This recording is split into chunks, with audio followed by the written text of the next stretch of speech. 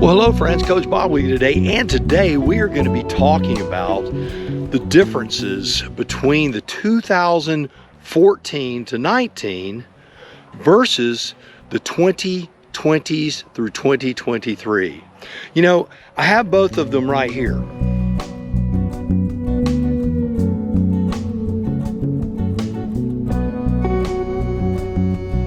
You know, not many people have the opportunity to take these two machines and have them together at the same time and actually test the RTs. These are both RT base models. So we're going to tell you what they are, what the difference is between them. And if you're looking to buy one, whether it's a new one or a previously owned one, this will make you a little more well-informed. We're going to talk about engine performance. We're going to talk about size. We're going to talk about geometry. We're going to give you some hands-on looking at everything to do with these two machines. If they look dirty, that's because I've been riding them. I want to be familiar. I want it to be fresh on my mind as I tell you the differences and my thoughts on both of these exceptional touring machines. I think you're going to find this quite informative. And again, if you're looking to buy something used, it's going to give you some ammo.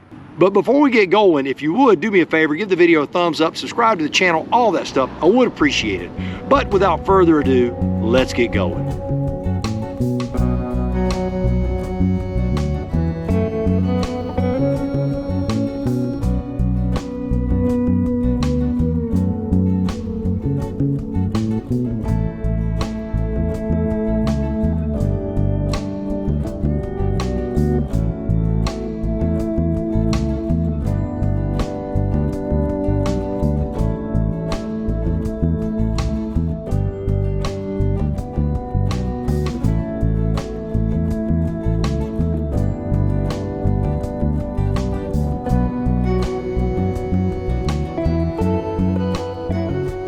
All right, so the first thing we're going to look at is riding geometry. What does it look like, you know, when you ride this thing versus that one over there? Okay, so this is the 2019 and earlier. Now, this does not have the running boards on it because this is the base model. You can see my leg position. You can see how far of an angle we have here and where I am. Now, I also happen to have highway bars on this that I installed. These are made by Le Monster. There are other companies that make them. You can choose what you want. But this would be my riding geometry. Now, when you look at the handlebars, and I'm going to give you a closer look. Let me grab another camera so we can get a closer look here. Now, these handlebars, you can see they come way back compared to the newer one. Let's look at the newer handlebars just real quick before we look at the riding position of the newer one. So you can see this handlebar sits more vertical and more out, whereas the 2019 is more back and then turned out. It's pronounced as it turns out. From a higher view, you can see how far back these come and then they turn out. Now this portion of it, I'm going to try to get as square as I can. You can see there's a mild back angle. That back angle is a little less steep in this. So these are going to be turned a little more out this way. Does that change the pressure on your wrist? It is definitely going to change things. So it adds to an overall different feeling. So here's the riding position on this. I'm going to tell you now, of course, these aren't foot pegs. They have the running board. I have a lot of moving room on this. However, I'm going to tell you this feels less cramped than that one. It just does. So the way that they don't have this moved back and the way that you have the room to move on the running boards, it definitely makes a difference. This is feeling less cramped. I would say if you're a tall rider, this is going to feel more comfortable to you. For informational purposes, I'm 6'2". I have a 34-inch inseam and I weigh 190 pounds. So there you are. That's your riding position. Your riding position, your arms do feel a little further out on this than they do on that. I personally like that feeling a lot. I would say riding geometry between the 2014 to 2019 and the 2020s to 2023, the victory goes to the 2020 through 2023. Okay, so this is the width of the front wheelbase. So approximately 60 inches from left to right on the 2020 through 2023s. Let's see the width of that for the 19. All right, well, it is the same as the other. So the width, now I'd read this that it was, but I wanted to see it for myself. because it feels so dramatically different. And I'm going to show you what I'm talking about. So when you're sitting on the newer models, the width of it, the actual space of the machine itself, it feels bigger. It feels way bigger. Now, it is probably got more to do with the way that this massive body sticks out here. It just has a bigger feel to it than the 19 does. Well, if it isn't the effervescent Coach Vic. Here I am. How you doing? Good. Getting ready to go for a walk? Yeah, I was going to go for a ride in the van, but I'm going to go for a walk now. Yeah, you ain't going for a ride in the van. No, Coach Bob's doing his I got you blocked. walk around on the 2 Can-Ams. I can move them if you want me to. No, not right now. We'll Okay. go for a little walk instead. All right. Hi, everybody. So just looking at it, now this is from the rider positions. I'm going to move this right up by my face. This is what I see. That massive feel. Now let's move over to the 19 and earlier. The feeling is completely different of the size. This just doesn't feel like it has that mass in front of you. I know that it does because obviously the wheels are the exact same distance apart. So we know that from left to right, it's the same. Now on the 2014 to 2019, you know, you can see that it's got that curve, that it's almost like you have this convex curve to the front of this machine, which makes it look very, you know, just very futuristic. It does have that feel to it, almost alien spaceship look to me. Versus the newer model, which is more square. Now, I'm going to tell you, the square to me looks better. I like the way it looks a lot better.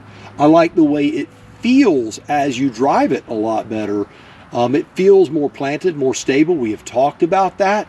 There's a lot of changes that aren't just this visual appeal change. They made a lot of changes to this machine. Now, when you look at your radiators, the way it sticks out, you can see that you've got this square body and then this protrusion at the bottom where it just sticks out. And what I'm referring to is how this protrudes out away from the body. It looks really cool. Versus the 19, which is just a straight line down and it's incorporated within the body style. You have to make your decision on what you like best on that. The headlights, dual headlights, they are adequate. They work great. I like the way the mirrors are lit up. It really is a beautiful presentation at night. And I like that a lot on this Spyder. This is a subjective thing. Now, the lights for the blinkers and everything are down here now within your light bar that goes across. I personally would like to see a bigger mirror like on the 2019 and earlier, where the mirror also has the lights, you know, built into it, Frenched in, like on the older model. I think that was a miss, but you know what? That's subjective. You can leave your comment down below. Tell me what you think as far as the lighting situation. Should the mirrors be lit up? I like the mirrors being lit up. But that's the big difference as far as the lighting is concerned. The lighting is very effective on both of these machines, and they do a good job at night. It's not a problem. You're not going to outrun your headlights unless you're driving like an idiot. So let's dig a little bit deeper. How deep are you going to dig? Better start digging. You want to know which one I like the best? Yeah. Well, I'm a little biased. I'm just gonna go with the white RT. You like the old standard? Yeah, I haven't been on this one yet, but only because that one's set up for me. I had the backrest the way I like it, the armrest, the footrest. This one, I can tell the footrest will be too long, and there's no armrest on there. And the backrest on the RT looks a lot more comfortable in that one. That's my opinion. As a person who has not ridden it yet, just observation. I like my cush looking one over there. And although it rides really, really good, so I enjoy the way it rides. Although I haven't been riding lately, I've been busy with grandchildren. Grandchildren, though, has been really good. And in life, yeah, it's been busy. Yeah, Coach Bob is doing a good job, though, with his walk around. Is he walking around or is he standing around? Well, enjoy your walk around. I'm gonna go do a walk around the block. All right, enjoy yourself. I'll see you in a little bit. Now, looking at this front. Now, one of the things that is true about this, although you have this wider mouth, you can see in here, you have this shape right here, and it is shaped like the other one when you get down to brass tacks. So the storage space, I'm not going to say it's identical, but it's pretty darn close to identical. It looks bigger across the top, but once you get 2 inches in, they've got this wall built here where it's narrowed off, which is the exact same shape as the one over there. When you talk saddlebag storage, it is very similar. It looks almost exactly the same. Let's get a tape measure. We'll measure the depth. So the depth of this is 9 1/4 inches. Move over to the 19. The depth of this one is 9 1/4 inches. So your saddlebag storage is pretty much the darn same. Now this is where the newer models are going to surpass the old ones. This storage space is very small. I mean, it's adequate if you're putting a lot of things down deep in here. It's very deep, but you don't have any real width to put anything like a helmet or anything like that in there. Now, the RT base does not come with a back box, but you can buy it. It's big enough to hold 2 full face helmets.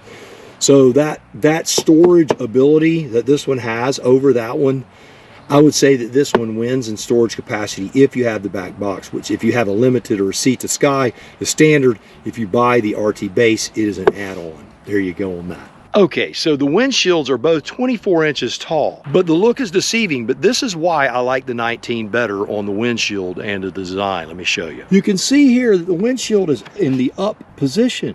When I turn the Spyder on, when I turn the Spyder off, the windshield stays where I put it.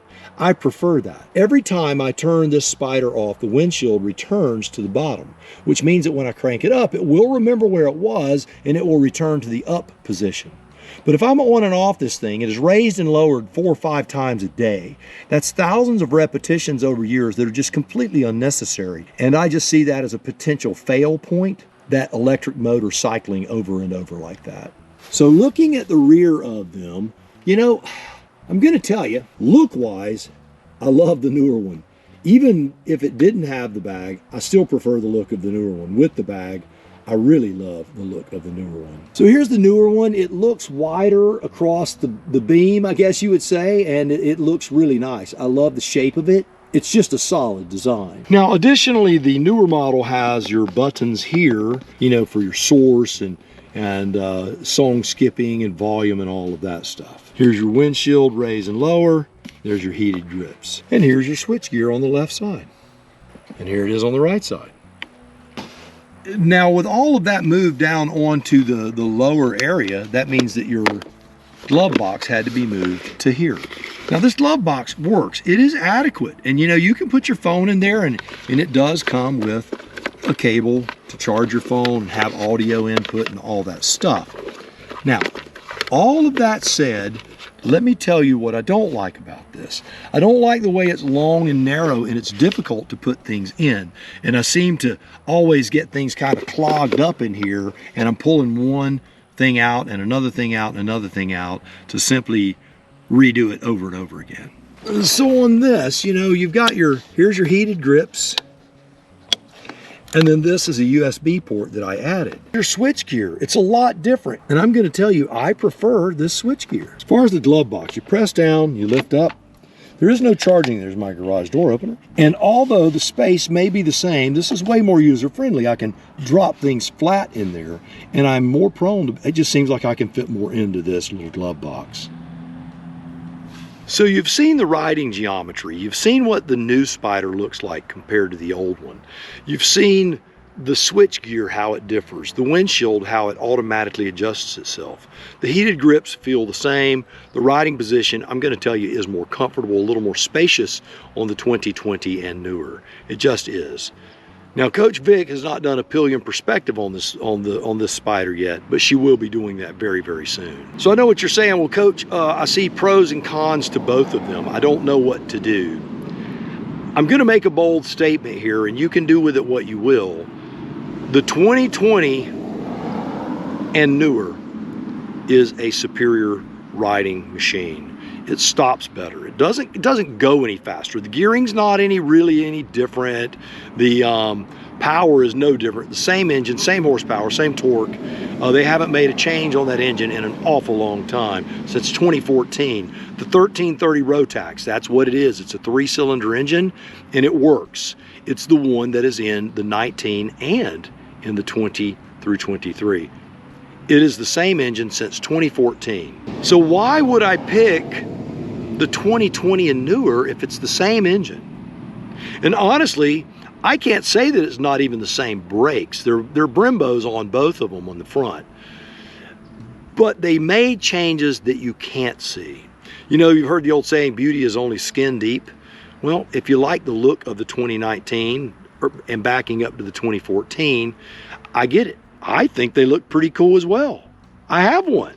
But what I can tell you as a rider, the 2020s and newer ride in a better way. They handle better. They dip less in a turn. You feel more connected to the road. Let's measure from the ground to the top of the seat. Where I sit is approximately 29 inches, 30 inches. So it's not me that is making me feel like I'm more connected to the road. It's the Spyder. That was the most shocking thing when I was making this video, was the seat height. It's crazy because it feels higher. You feel like you're sitting higher on the older one than you do on the newer one. You feel more exposed. You feel like that higher center of gravity. It's just how it feels. Versus the 2020 and newer, the center of gravity just feels like it's right on the ground. I mean, you feel so planted, it's unbelievable. And then there's the other thing, the braking distance. The braking distance on the 2020s and newer, there is no comparison. I'll drop a link to the video down below and right here of the video that I made of the braking distance comparison. And I'm gonna tell you right now, the 2020 just absolutely obliterated all of the competition. Not only in the Spyder land, but in motorcycle land, as well as Riker land. It did a great job. It stops unbelievably well. So what is my final thought on this? I'm gonna tell you this, you can't really go wrong either way, but if you can afford the 2020 and newer, I think it's a better decision. I'll just tell you that right up front. The 2019 to 2014 is a good machine. It's got a great power plant, it handles well, it stops well, it does everything well, but it can do better. And that's been proven by the 2020 to 2023s. Because in all of those arenas, it outperforms the older model. Am I going to dash out and buy a new Spyder? Well, they're really expensive. And you know what? I've already got one in hand. I'll keep what I have until I can get a really good deal. That said, if I were going to go out today and buy a previously owned Spyder, my goal would be to stay in that 2020 and newer category. If I found a 2014 through 19 and a screaming deal, I'd pick one of those up. But I would prefer the 2020 and newer. Now, you're going, Coach, you have not mentioned the 2013s and older. Why not? Well, they had a twin-cylinder engine. It was a 990 twin, if I'm not mistaken. I have ridden them. The power is not what the 1330 is, and they got hot and they had some issues with them. Otherwise, they would have kept that engine. So for me, I just would say the 2013 and older, unless you're really tight for cash, I would go 2014 and later. That's just what I would do. Now, if you have a 2013 and older, I'm not putting you down. Please don't think that I am. I'm just saying, if I had the choice, this is what I would do. All right, well, there you have it. Another one in the books. Real-time information, a real look from a real rider. So you, yes you, do me a favor, go out, buy the motorcycle of your dreams, eat right, take care of yourself, and remember, if you're not having fun, you are doing it wrong. Now you go seize the day, and I will see you on the road real soon.